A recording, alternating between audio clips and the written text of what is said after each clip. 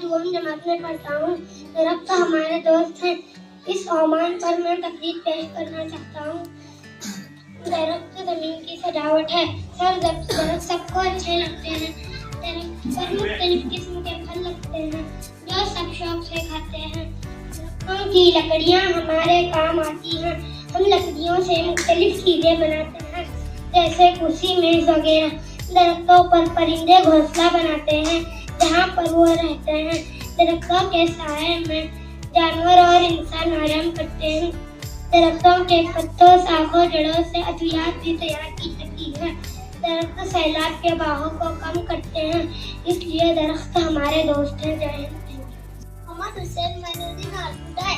मैं सुबह जमात में पढ़ता हूँ। मेरी स्कूल का नाम जिला परिषद उर्दू स्कूल में लगी है।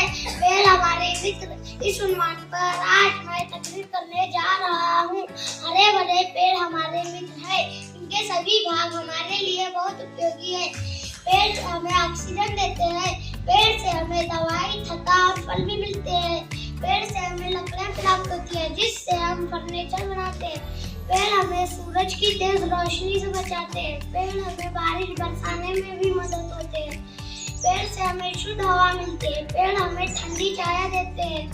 पेड़ गर्मी की मात्रा को कम करते हैं। पेड़ वातावरण को ठंडा और आरामदायक रखते हैं। पेड़ से हर जगह खूबसूरत दिखती है। पेड़ हमें अपने चारों तरफ हरा भरा रखना चाहिए।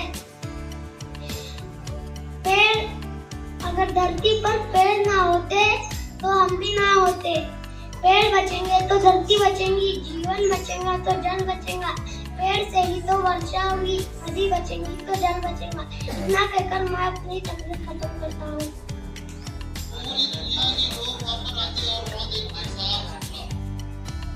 तो तुम साफ सुथरा रखेंगे, तुम्हारे डेस्क के नीचे